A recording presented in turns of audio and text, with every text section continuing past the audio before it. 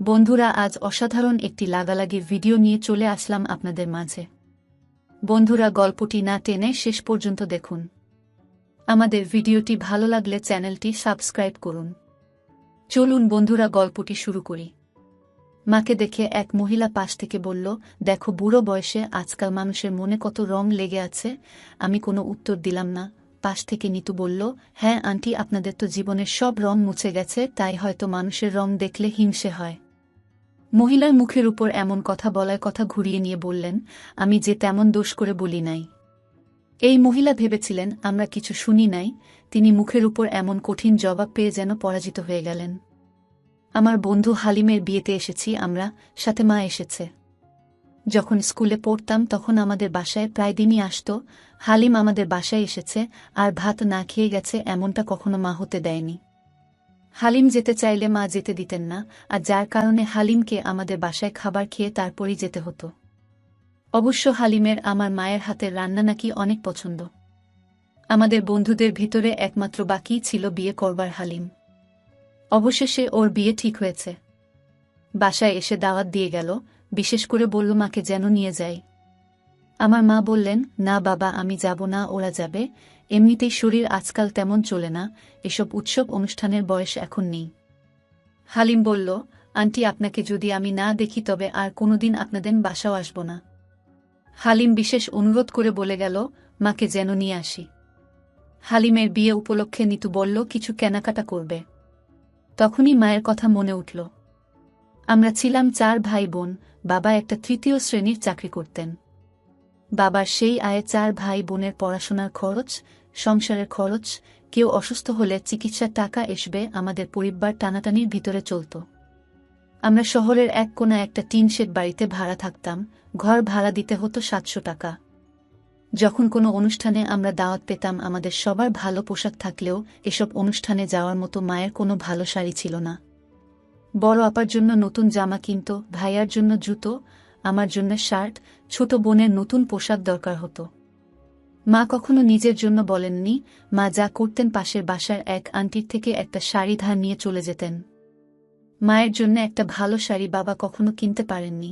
বাবা যদি বলতেনও মা নিষেধ করে বলতেন, আমি কি সবসময় যাই, বছরে 2-1 বার যাই, সেসব আজমা ভাবির শাড়িতেই চলে যাবে। বাবার অফিসের এক স্যারের ছেলের বিয়ের দিন মা যে শাড়িটা পরেছিলেন, সেই শাড়িটা আজমা আন্টির। শাড়ির একপাশে তরকারির ঝোল লেগে নষ্ট হয়ে যায়। সেবার আজমা আন্টি মাকে কিছু কথা শুনিয়েছিলেন। মা বাসায় আসবার পরে দেখলাম মায়ের চোখে পানি টলমল করছে। এর মাসখানেক পরে বাবা কিছু টাকা জমিয়ে মায়ের কাছে দিয়েছিল একটা শাড়ি কিনতে। তখন আমার বড় আপার জ্বর হয়, বাবার কাছেও টাকা ছিল না। মায়ের শাড়ি কিনবার টাকা আপার চিকিৎসার খরচে চলে যায়। মায়ের শাড়ি কেনা হলো না। এরপর আর মা কারো শাড়ি ধার করেননি। তাছাড়া মা বাবার সাথে বিয়েতে যেতেন না। আমরা 4 ভাই বোনের ভিতর থেকে বাবার সাথে দুজনে যেতাম। মাকে শাড়ি কিনে দেবার মতো এখন আমাদের ভাই বোনের সবারই ক্ষমতা হয়েছে। যদিও বাবা সেই সুন্দর সময় দেখে যেতে পারলেন না। বড় ভাইয়ার যখন চাকরি হলো, এর 2 বছর পরেই বাবা পৃথিবী থেকে চলে যান। আমার বাবার জীবনের পুরো সময়টা অভাবে আর টেনে চলে গেছে। মাকে রঙিন শাড়ি কেউ দিলে সেসব পরেন না, সেই শাড়িগুলো বেশিরভাগ সময় নিতু পরে। মায়ের এখন উজ্জ্বল রঙের কিছু পরতে ইচ্ছে করে না। নিতু যখন শপিং করবার কথা বলল, তখন আমাদের সেই টিনশেডের দিনগুলোর কথা মনে পড়ে গেল। কোথাও দাওয়াত থাকলে মায়ের শাড়ি ধার করবার দিনগুলো ভেসে উঠল সামনে। মায়ের জন্য 5200 টাকায় একটা শাড়ি কিনলাম। শাড়ির বিল যখন পরিশোধ করতে যাব, আমি টের পেলাম চোখে পানি এসে গেছে। আমি বড় কঠিন মানুষ, সহজে কাঁদি না। বাবা যেদিন সন্ধ্যায় মারা গেলেন, আমার সব ভাই বোনেরা কাঁদলেও আমার চোখে পানি আসলো না। আমি কিছুতেই কাঁদতে পারলাম না। বাবাকে গ্রামে নিয়ে যাওয়া হয়, সব কাজ শেষ হলো। রাত তখন 12টা। আমি বিছানায় শুয়ে আছি, তখন দেখলাম আমার 2 চোখ বেয়ে জলের স্রোত নামছে। বাবা বলে চিৎকার দিয়ে ঘর থেকে বাহির হয়ে পুকুর পাড়ের দিকে ছুটে যাই। আমার পিছনে বাড়ির সবাই ছুটে আসে। গোটা রাতে আমার সেই কান্না থামল না। চিৎকার আর কান্নায় পুরো গ্রামের মানুষ সেই রাতে বাড়ির উঠোনে চলে এসেছিল। মায়ের জন্য শাড়ি কিনবার সময় কোথা থেকে পানি এসে চোখ ভিজিয়ে চলে গেল। নিতু বলছে, তুমি কাঁদছ কেন? আমি বললাম, চোখে পোকা গেছে মনে হয়। বিয়ে বাড়িতে যাবার জন্য মা একটা হালকা রঙের শাড়ি পরেছে। নিতু তখন আলমারি থেকে মায়ের জন্য কেনা শাড়িটা নিয়ে এসে মায়ের হাতে দিল। মা বলল, এসব শাড়ি পরবার বয়স এখন আমার নেই। নিতু বলল, আম্মা আপনার ছেলে শখ করে কিনেছে, একদিন না হয় পরেন। নিতু মাকে শাড়িটা পরিয়ে দিল। মা আমার কেনা সেই শাড়িটা পরেই হালিমের বিয়েতে এসেছেন। আমি মাকে দেখছি, মায়ের দিকে তাকিয়ে দেখছি আমাদের 4 ভাই বোন আর বাবা মাকে নিয়ে সেই অভাবের টিন শেড বাড়ির সংসার। মায়ের বয়স এখন অতটা বেশি মনে হচ্ছে না। আমার বাকি 3 ভাই বোন এই বিয়েতে আসলে আজকের দিনটা আরও বেশি সুন্দর হতো। আমার 2 চোখে পোকা ভর্তি হয়ে গেছে, চোখ ভেসে যাচ্ছে জলে। বিকেলবেলায় রুমে বসে পাবজি খেলতেছি। তখন আম্মুর ডাক, স্বপ্নিল এদিকে আয় তো। এখন পারবো না, পরে। খেলায় আবার মনোযোগ দিলাম। হঠাৎ আম্মু এসে ফোনটা নিয়ে গেল। বলল, যা, আমাদের নতুন বাড়াটিয়া আসছে, ওদের কাজে হেল্প করো। আমি করব কেন? তুই যাবি নাকি ঝাড়ু নিয়ে আসব? ওকে, যাইতেছি। আসলে আমাদের বাসায় নতুন বাড়াটিয়া আসতেছে। আম্মু অবশ্য বলছিল, কিন্তু কবে আসবে সেটা বলেনি।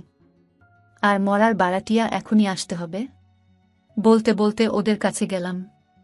দেখলাম যিনি বাড়া নিচ্ছেন উনি দাঁড়িয়ে আছেন। আমি জিজ্ঞেস করলাম, আঙ্কেল কেমন আছেন? জি বাবা, ভালো আছি। তুমি? ভালোই আছি। আম্মু পাঠিয়েছে যদি আপনাদের কাজে সাহায্য করার জন্য। ওহ আচ্ছা। সালার 3 ঘন্টা হয়ে গেল, এখনো কাজ শেষ হচ্ছে না। আর আঙ্কেল নবাবের মতো দাঁড়িয়ে অর্ডার মারতেছে, এটা করো, ওটা করো। দূর কেন যে আসছিলাম। মনে মনে ভাবতেছি, এই ব্যাটা নিশ্চয় একটা মেয়ে আছে, ওর সাথে প্রেম করব আর কষ্টের উসুল তুলব। কতক্ষণ পর দেখি বাড়িওয়ালা মহিলা আর তার পিচ্ছি ছেলেকে নিয়ে বাসায় ঢুকছে। দেখে মনটা খারাপ হয়ে গেল। দূর, কলাপের দোষ। আমার জীবনে কোনো প্রেম নাই। হঠাৎ পিচ্ছিটা তার মাকে বলল, আম্মু আপু আসবে কখন? এই তো চলে আসবে। শুনে মনটা ভালো হয়ে গেল। তার মানে একটা মেয়ে আছে। আর কতক্ষণ কাজ করলাম, হঠাৎ কিসের সাথে জানি ধাক্কা খেলাম। মনে হচ্ছে আমি এখন তুলার বস্তার উপরে আছি। তখনই কে জানি চিৎকার দিয়ে উঠল, এই ছেলে চোখ কোথায় থাকে? এমা, এটা তুলার বস্তা না, একটা মেয়ে। আর মেয়েটা দেখতেও হেব্বি। প্রথম দেখায় প্রেম পড়ে গেলাম। ভাবলাম যে করে হোক একে আমার বউ বানাতে হবে। ওর দিলে পলকহীনভাবে তাকিয়ে আছি। তখন মেয়েটা আবার বলল, কি হলো, কানে কম শুনস নাকি? এভাবে ড্যাব ড্যাব করে তাকিয়ে কি দেখস? পড়ি দেখি। কি দেখস? পে নি দেখি। আপনি দেখতে পুরাই পে নির মতো। তুই আমাকে ধাক্কা দিয়ে ফেললি কেন? চোখ কি পকেটে নিয়া হাঁটোস? চোখ পকেটে না, কপালে নিয়ে হাঁটি।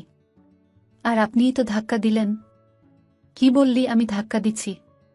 তা নয়তো কি। দাঁড়া, আব্বুকে বলে তোকে এখন কাজ থেকে বিদায় দিতেছি। আলহামদুলিল্লাহ। তাড়াতাড়ি করেন। আব্বু আব্বু। কি হয়েছে মা? এদিকে আসো। আসল এই ছেলেকে এখনই কাজ থেকে বিদায় করো। কেন, কি করছে? আমার সাথে ঝগড়া করছে।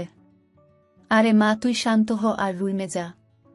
এটা কাজের লোক না, আমাদের মালিকের ছেলে। আচ্ছা, যাচ্ছি। আচ্ছা বাবা, তুমি কিছু মনে কইরো না। ও এমনি। না আঙ্কেল, সমস্যা নাই। আচ্ছা, অনেক কাজ করছো, এখন রুমে গিয়ে রেস্ট নাও। আচ্ছা। সালার এতক্ষণে মায়ের নজর পড়ছে, আমি রুমে এসে ফ্রেশ হলাম। তারপর এক ঘুমে রাত কাবার। সকালে উঠে ছাদে গেলাম। সকালের প্রকৃতি দেখতে লাগলাম। কতক্ষণ পর ওই মেয়েটা ছাদে আসলো। সরি। কেন? কালকে খারাপ ব্যবহার করার জন্য। আসলে আমিও সরি আপনাকে পেতনি বলার জন্য। আমাদের তো পরিচয় হলো না। আচ্ছা, তোমার নাম কি? স্বপ্নিল সাহেব কাজী। তোমার? তুমি করে বললাম। কনক চাপা। কোন ক্লাসে পড়ো? Inter second year. আপনি? মেডিকেল এ পড়ি। আমি তোর সিনিয়র, শো আপু বলে ডাকবি। আচ্ছা। কিন্তু আমি তোমাকে তুমি করে বলবো। আচ্ছা। আর কতক্ষণ আড্ডা দিলাম। পরে রুমে এসে বসে আছি। হঠাৎ কনকের আম্মু আসল। আর আমাকে যা বলল তা হলো